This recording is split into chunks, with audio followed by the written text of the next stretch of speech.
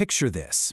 You're on a treadmill. You're sweating through your favorite shirt, your heart is absolutely pounding, and you are putting in an incredible amount of effort. So you turn up the speed, you get a promotion, you get a raise, you turn the speed up again, you buy a bigger house, you finance a much nicer car. You are running faster and faster, completely exhausting yourself day in and day out. But then you step off the treadmill. You look down at your financial statement and you realize something genuinely terrifying. Despite all that speed, all that exhausting hard work, you haven't actually moved a single inch forward. Welcome to this explainer. Today we're going to break down the exact mathematics behind the rat race. And better yet, I'm going to give you a concrete, highly effective blueprint to build a pipeline of wealth so you can permanently escape that treadmill. It's kind of the ultimate paradox, isn't it? If your income is going up, why in the world do you still feel broke? Most of us just naturally assume that getting a raise is going to magically solve all our financial stress. But as you've probably noticed, it rarely actually does. To figure out how to escape this maze, we first have to understand the invisible psychological walls that are building it. Because this trap, it's not built out of bad luck, it's not a lack of intelligence. It is constructed from two very raw, very human emotions that dictate our behavior without us even realizing it's happening. Those two emotions are fear and greed. First, there's fear. It's that sheer terror of being without money, right? Of not making rent or getting fired. That fear is what pushes us out the door to go to work every single morning. We work hard and we finally get that paycheck. But the very second that money actually hits your bank account, the second emotion kicks in. Greed or desire just totally takes over. You start picturing the new car, the nicer apartment, maybe a fancy dinner out.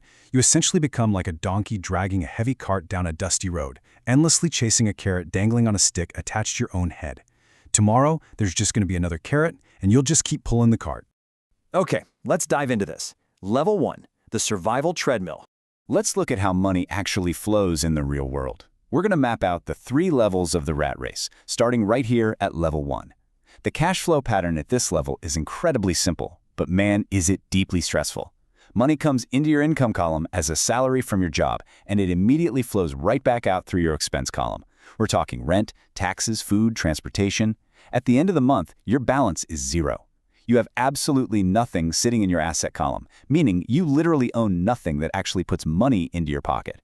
At this stage, you are entirely dependent on the short-term fix of your next paycheck just to soothe that fear gnawing at you. And society tells you the only way out is to get a better, higher-paying job. So you do. Moving right along to level 2, the middle-class trap. So you do exactly what society tells you to do. You get more education, you score that big promotion, but you just step right into a beautifully disguised snare. This is where the illusion of wealth becomes incredibly dangerous. You feel successful, you've got a much bigger salary now. But let's track what happens. First, you get hit with what's called bracket creep, meaning the government takes a much larger percentage in taxes. You're basically working until May just to pay the government. But hey, you still have more take-home pay, so you decide to reward yourself. You buy the dream home, you finance a couple of shiny new cars for the driveway. Instead of building real wealth, you're really just dumping your remaining salary into a completely stuffed liability column. Now, your traditional financial advisor is absolutely going to tell you that your house is your greatest asset. But we really need to define our terms here, and this is a crucial definition to remember. An asset is something that puts money in your pocket. A liability is something that takes money out of your pocket. Simple, right? So despite what your banker says, your dream home does not put money in your pocket. Between the massive mortgage, the property taxes, the insurance, and the constant maintenance, it is actually a massive liability, draining wealth from your income column every single month. Because of this whole setup, the middle class is effectively working for everyone except themselves. Think about it. Your hard work goes to providing an early retirement for the owners of your company. Then, a massive slice just vanishes to the government in taxes before you even get to look at it. And the rest? It goes straight to the bank to pay off your mortgage and credit cards. You are left completely financially fragile, terrified of losing your job, and with absolutely zero capital left over to invest in real, compounding assets.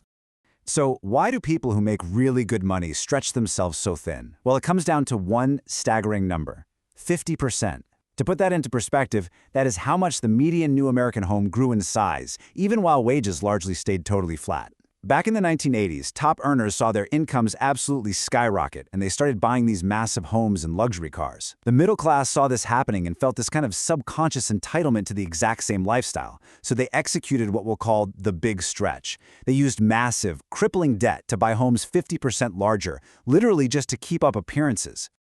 And this brilliantly illustrates the ultimate tragedy of the middle class. They chose to look rich by buying liabilities on credit, rather than actually becoming wealthy by acquiring assets. By trying to look the part, they lose valuable time, they throw away precious investment capital on high-maintenance lifestyles, and they completely miss out on gaining any real financial education.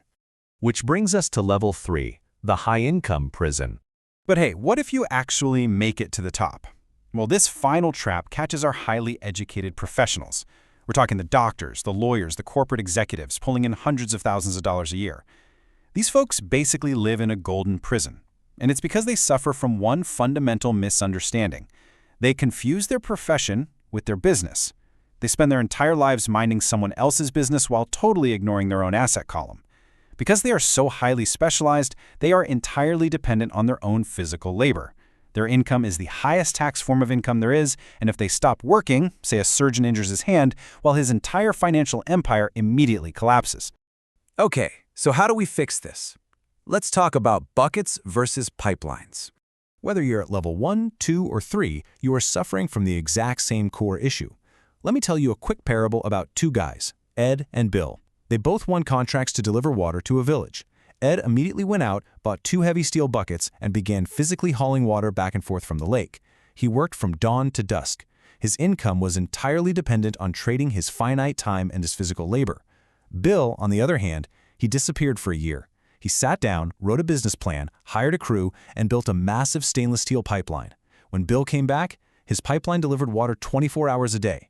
Whether Bill was sleeping, eating, or on vacation in the Bahamas, money poured into his bank account. Bill built a system of passive income, while Ed spent his entire life working himself to the bone hauling buckets. If you are in the rat race, you're Ed. You are hauling buckets. So let's get into the 4 shifts to freedom. Let's move forward and see how this builds into an actual actionable strategy. To permanently escape the treadmill and break those psychological chains tying you to the rat race, you absolutely must master 4 key shifts. You need to mind your own business, redefine wealth, pay yourself first, and work to learn.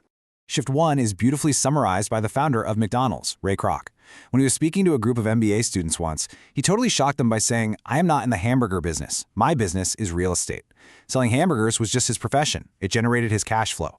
But its actual business, his wealth-building pipeline, was acquiring the commercial real estate underneath those franchise locations. You have to do the exact same thing. Keep your day job for now, for sure, but relentlessly use that income to buy real assets, stocks, real estate, businesses that run without your physical presence. Moving to shift 2, you have to completely redefine what wealth actually is. Remember the man in the car paradox? When you see a Ferrari drive by, you admire the car, right? You don't really care about the driver. True wealth isn't about those flashy liabilities that everyone can see. We actually use a definition by the inventor, R. Buckminster Fuller. Wealth is simply a person's ability to survive a certain number of days forward without working. It is purely a game of cash flow. If your monthly expenses are, say, $2,000, and your unseen assets generate $2,000 a month passively, guess what? You are officially wealthy. You have completely bought back your time. Now, shifts 3 and 4, this is where the real discipline happens. First, you must pay yourself first.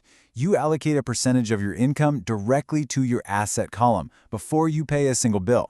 And if you come up short for the bills, let the creditor scream. Seriously, the fear and pressure from those bill collectors will act just like heavy weights in a gym, forcing your financial genius to step up and find creative new forms of income.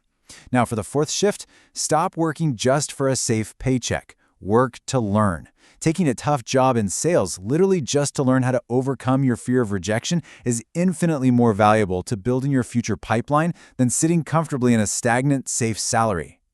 So, what does this all mean for you? What is your next step?